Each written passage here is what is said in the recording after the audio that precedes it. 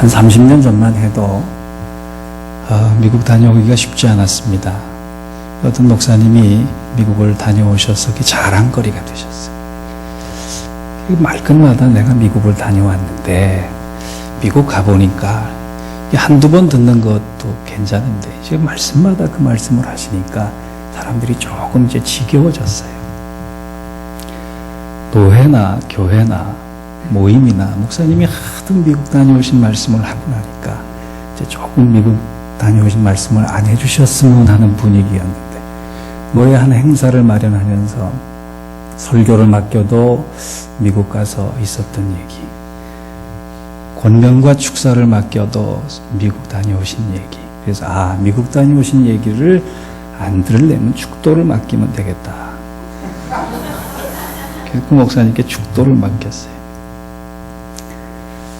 목사님이 축도를 딱 시작하시면서 이제는 내가 미국 갔을 때 나를 보호하신 예수 그리스도의 사랑과, 그렇게 축도를 하셨다라고 하는 얘기가 있습니다. 그때만 해도 미국 다녀오는 게 좋았던 시절이 있었습니다. 그때만 해도 미국이 살만한 동네였습니다. 미국 사는 입장에서 보면 요즘 미국은 그렇지 않습니다. 그래서 미국에 대한 얘기를 여러분과 좀 나누면서 우리가 마땅히 그리스도인으로서 해야 할 일이 뭔가라고 하는 것을 오늘 말씀 가운데 좀 나눌까 합니다. 제가 사는 곳은 뉴저지주입니다. 뉴저지주는 허드슨 강을 중심으로 맨하튼과 인접해 있는 한 도입니다. 도, 여기로 따지면 크기는 경상남북도보다 조금 더 크고요. 미국 내에서 세 번째로 작은 곳입니다. 그런데 미국 내 인구 밀도는 1위입니다. 재산소득은 2위, 3위입니다. 로또라고 하는 것이 뉴저지에서 처음 탄생을 한 곳입니다. 프린스턴 대학이 있는 곳이고, 얼마 전에 동성애 합법화가 14번째 주로 통과된 그런 주입니다. 풍경이 아주 대단합니다. 그래서 별명이 가든 스테이트. 많은 제약회사가 있고 연구소가 있습니다.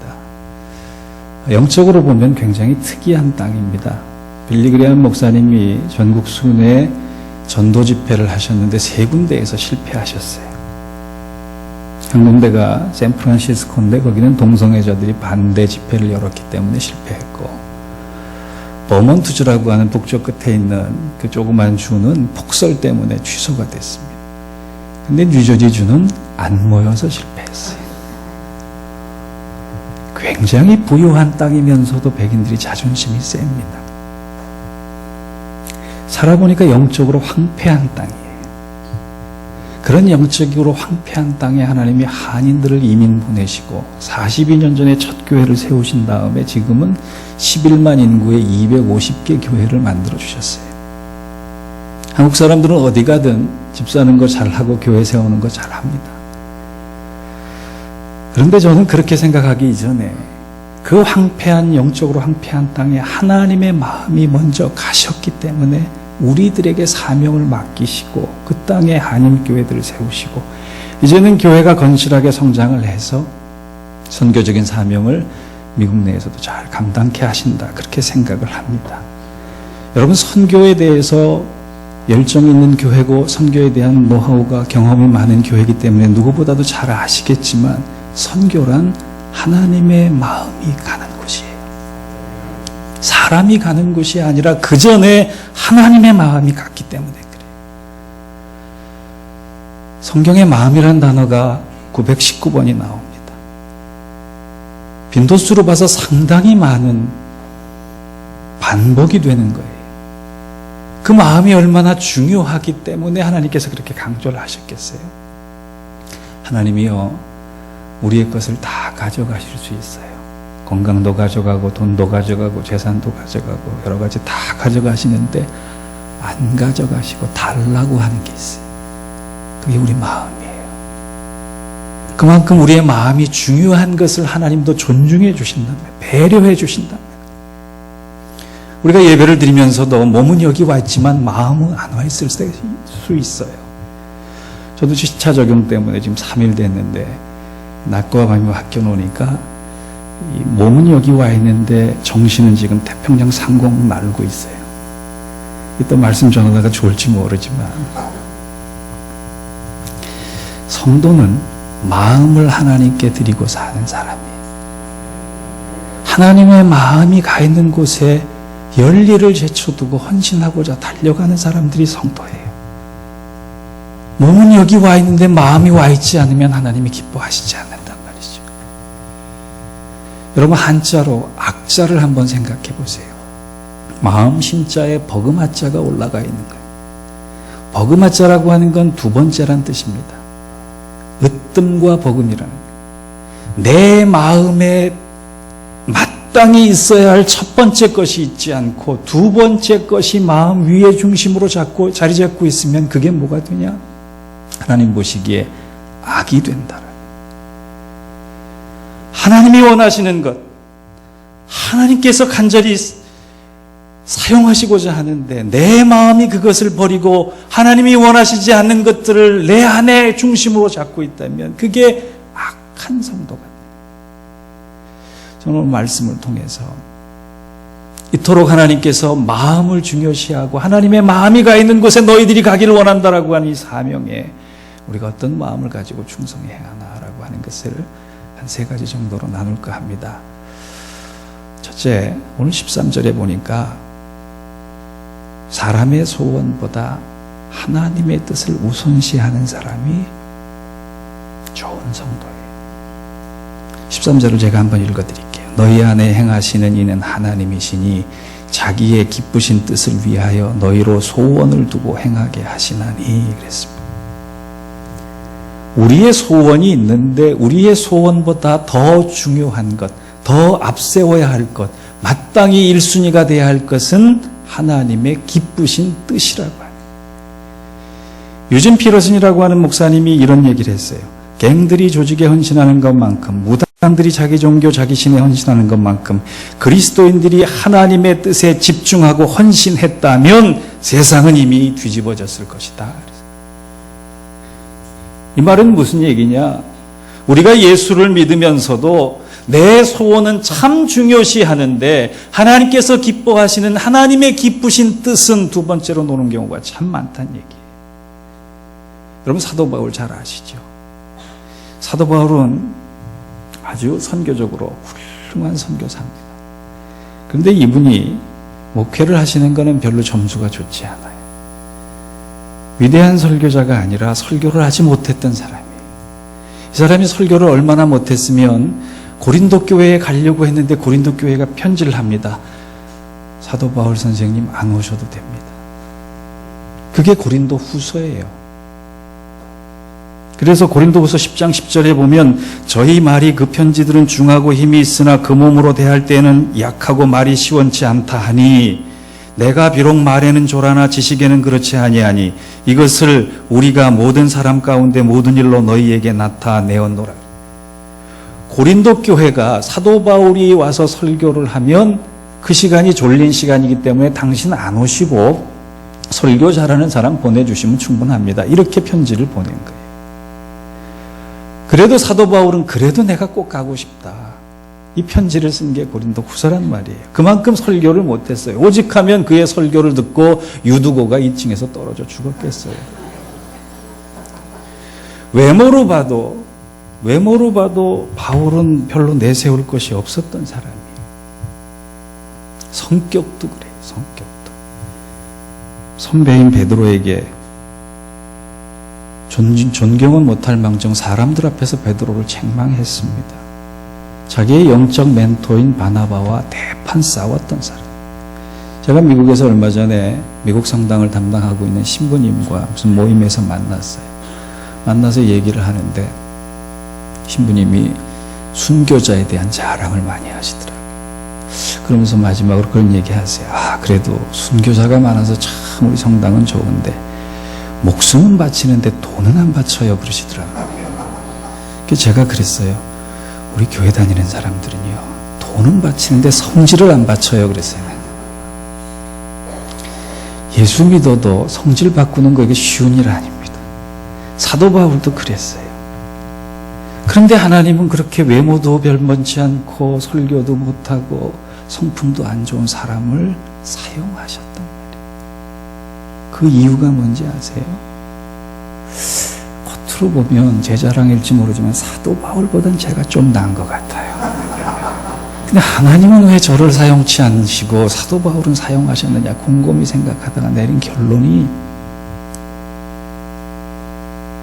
사도 바울은 자기의 소원보다 하나님의 기쁘신 뜻을 우선시했던 사람이었기 때문에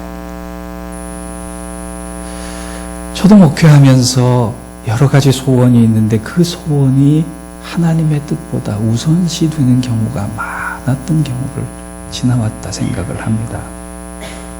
사도 바울은 오직 하면 자기 안에 그리스도의 심장이 있다 그렇게 표현할 정도로 하나님의 기쁘신 뜻을 위해서 달려갔던 사람이에요. 하나님은 그런 사람들을 쓰십니다. 하나님은 그런 교회를 쓰십니다.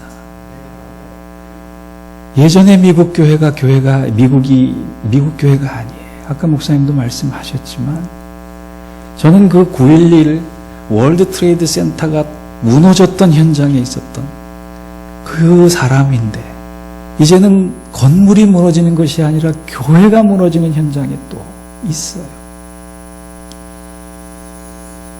그 미국 안에서 하나님의 뜻을 놓고 기도하다 보면 눈물이 나올 수밖에 없는 영적인 황폐함이 그 땅에 있단 말이에요.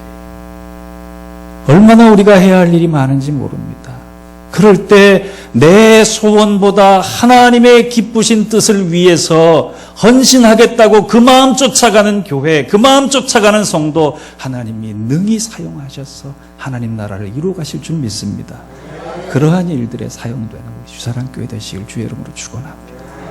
두 번째, 하나님의 일에 대해서 그렇다면 그 마음을 가지고 순종을 할 때 어떻게 해야 되느냐 12절에 보니까 두렵고 떨리는 마음으로 하라. 그러므로 나의 사랑하는 자들아 너희가 나 있을 때뿐만 아니라 더욱 지금 나 없을 때 항상 복종하여 두렵고 떨림으로 너희 구원을 이루라. 아까 목사님도 미국 교회 그 큰 교회에 이제 20명 30명밖에 안 남았다. 그 교회 큰 교회입니다. 5명 10명 남은 미국 교회가 흔해요. 어느 교회에 5명 성도가 남았어요. 목사님이 새로 부임을 하셔서 열정을 가지고 전도를 하셨는데 한 명 전도해 오면 다음 주부터 안 나오는 거예요. 한두 번도 아니고 한 10명쯤 전도해 왔는데 한 주 지나면 그 전도된 사람들이 교회를 안 나와서 그 교회 중심에 있는 사람한테 물어봤습니다. 아니 내가 전도해 오면 교회가 부흥하고 얼마나 좋아요. 10명이나 전도했는데 왜 한 주가 지나서 다 쫓아버립니까? 그랬더니 그분이 그랬대요. 우리 교회 묘지가 이제 5자리밖에 안 남았어요.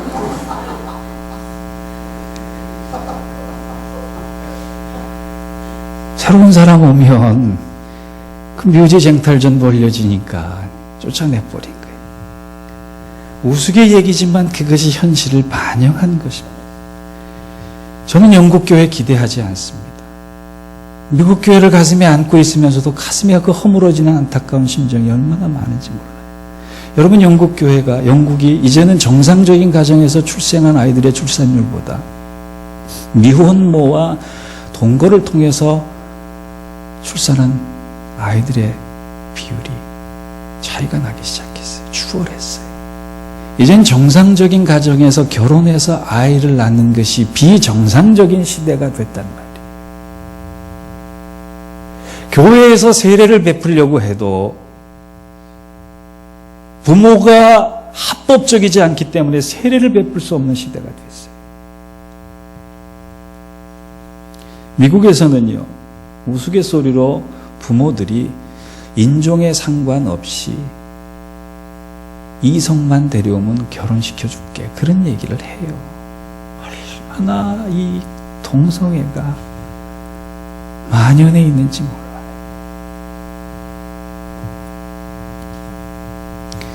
이런 죄악이 관영한 시대에 하나님께서 우리를 부르셨을 때 그냥 부르셨겠어요?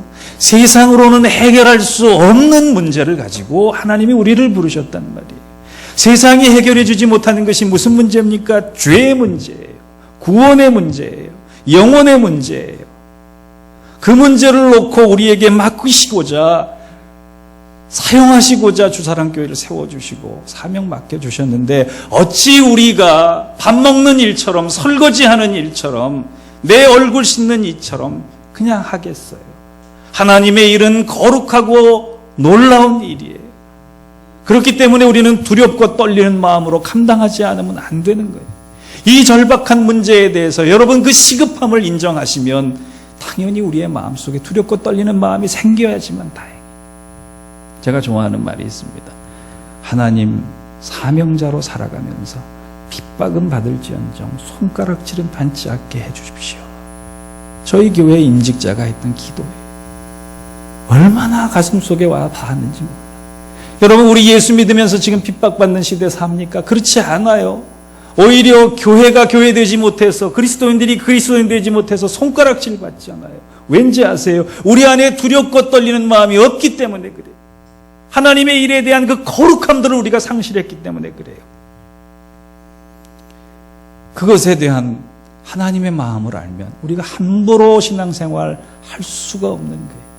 저희 교회 여전도의 표가 뭔지 아세요? 제가 정해줬어요. 내 얼굴이 전도지입니다. 한번 따라해 보십시다. 내 얼굴이 전도지입니다. 얼굴만큼 좋은 전도지 없어요.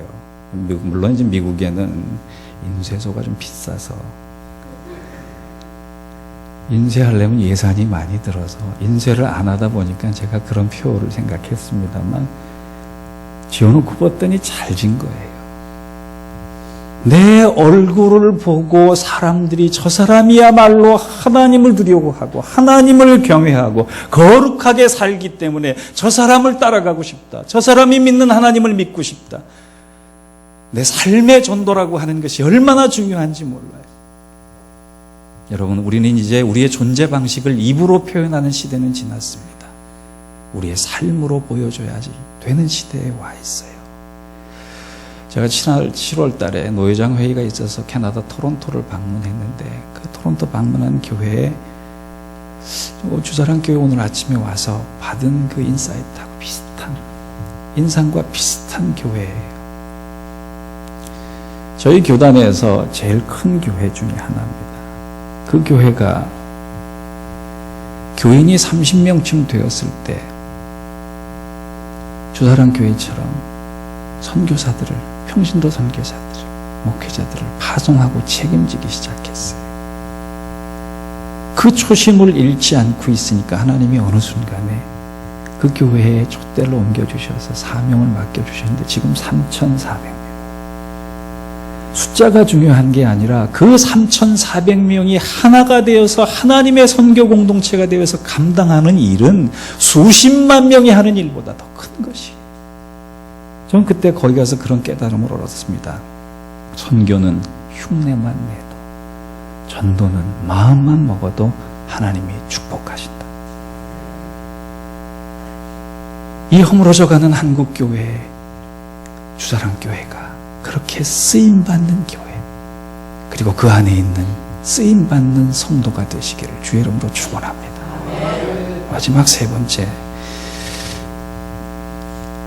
우리의 마음속에 마지막 날 하나님 앞에 가서 자랑할 수 있는 거 하나만 가지고 가자. 그게 16절이에요. 생명의 말씀을 밝혀 나의 다름질도 헛되지 아니하고 수고도 헛되지 아니하므로 그리스도의 날에 나로 자랑할 것이 있게 하려 함이라. 여러분, 다윗이 잘한 게 하나 있습니다. 다윗이 성전을 그토록 짓고 싶었는데 하나님 허락하지 않으셨어요. 정성을 다해서 자기가 하지 못하게 하신 것에 대한 순종을 하면서 7년 동안 성전 준비를 잘 했습니다. 그리고 그 준비된 것을 가지고 그의 아들 솔로몬이 열심을 가지고 아버지의 뜻을 받들어 7년 동안 성전을 건축했습니다. 그 정도 한 나라의 왕이 열망을 가지고 했던 사업이면 성전이 건축된 다음에 뭔가 흔적이 남겨져야 돼요. 아버지의 유지를 받들어서 솔로몬이 정말 귀한 영광된 성전을 봉헌하고 나서 자기 이름 하나쯤은 박아놔야 돼요. 그런데 그 성전을 다 짓고 나서 성전에 두 기둥을 세운 다음에 남쪽에는 야긴, 북쪽에는 보아스라고 하는 이름을 지어서 기둥을 세웠는데, 야긴이라고 하는 뜻은 그가 세우시리라, 보아스라고 하는 뜻은 하나님의 민첩한 능력, 이 두 가지를 합치면 능력이 많으신 하나님이 이 성전을 세우셨다, 이런 뜻이 돼요. 다윗과 솔로몬의 훌륭한 점이 그거예요. 14년 동안 그렇게 충성되이 지었던 하나님의 집에 대해서 자신의 이름들은 감추고 하나님이 하셨다라고 하는 거예요. 저는 그들이 하나님 앞에 갔을 때 하나님께서 칭찬한 것 중에 하나가 그거였을 거라고 생각합니다. 잘했다. 여러분 하나님 앞에 가셨을 때 무엇 자랑하시겠어요? 미국에서 1812년에 처음으로 발송한 선교사가 아도니람 저드슨 선교사라고 하는 분이에요. 이 아도니람 저드슨 선교사가 미국에서 처음으로 국외로 파송된 선교사니 얼마나 사람들이 기대를 하고 후원을 했겠어요. 이분이 버마에 가서 선교 사역을 하는데 죽을 고비도 여러 번 넘기고 첫 열매를 기다리는 많은 사람들에게 보고를 해야 돼서 몇 년 후에 사람들의 초청으로 본국인 미국으로 가서 선교 보고 대회를 했습니다. 사람들이 기대했어요. 우리가 그토록 많은 기도와 후원을 가지고 버마로 보냈으니 버마의 교회들이 몇 개가 세워지고 버마의 영혼들이 얼마나 바뀌었는지에 대해서 보고를 듣기를 원했습니다. 이 저드슨 선교사님이 그날 대중집회에 전하신 복음은 그거였어요. 여러분, 저에게서 오늘 얼마나 열매가 많은지를 듣기를 원하신다면 잘못 오셨습니다. 제가 그 현장에서 죽을 고비를 넘어가면서 했던 일은 그 곳에서 오직 자랑할 것은 십자가밖에 없었습니다. 십자가 사건보다 더 비범한 사건이 어디 있습니까? 십자가 사건보다 더 위대한 메시지가 어디 있습니까? 십자가 사건보다 더 놀라운 복음이 어디 있습니까? 십자가를 통해서 우리를 구원해 주신 예수 그리스도의 구원의 사역보다 더 증거할 만한 것이 세상에 어디 있습니까? 저는 이것만 가지고 선교하겠습니다. 자기 자랑을 감추고 하나님 마땅히 감당해야 될 십자가를 증거하는데 사람들이 깨지기 시작했어요. 우리 주사랑교회가 사용되어질 때, 그리고 주사랑교회 성도들이 하나님 안에서 사용되어질 때 십자가가 자랑되어지고 구원이 자랑되어지고 그 일을 통한 열매가 하나님께 인정받는 그 일이 충만하기를 주의 이름으로 축원합니다. 결론을 맺습니다. 저희가 자매교단인 미국 장로교가 얼마 전에 통계표를 발표했는데 34세 미만이 5%예요. 미국 장로교의 95%가 35세 이상입니다. 미국 교회의 미래는 이제 없어요. 4명 중 3명이 교회를 다닐 필요가 없다라고 얘기를 합니다. 우리가 그런 시대에 저는 미국에서, 여러분들은 한국에서 하나님이 사명을 맡기셨어요. 요나서는 4장 11절로 끝납니다. 그런데 결론이 없어요. 왜 그런지 아세요? 요나서의 4장 12절부터는 우리가 써나가야 되기 때문에 그래요. 그런데 우리가 알고 있듯이 요나서는 아수르 민족을 위해서 하나님이 요나라고 하는 선지자 한 사람을 사용한 것이 아니에요. 요나가 하나님의 마음과 사랑을 알기까지 아수르 민족 전체를 사용해서 요나에게 하나님의 마음을 전하신 거예요. 그것을 한 요나가 어찌 함부로 살 수 있겠어요? 요나서 4장 12절은 미국에 있는 저희들과 한국에 계시는 여러분들이 이제 써나가야 되는데, 민족 전체를 들어서 사용하시면서 한 생명을 구하시고자 하는 하나님의 마음을 안다면 우리 하나님의 소원, 하나님의 깊으신 뜻을 앞세워 삽시다. 그리고 두렵고 떨리는 마음으로 삽시다. 그리고 마지막 날 자랑하고 칭찬받을 만한 그것을 위해서 힘들고 어려워도 사명 감당하는 저희가 됩시다. 시카고 무디 교회의 담임 목사인 어윈 루처가 이런 유명한 말을 했어요.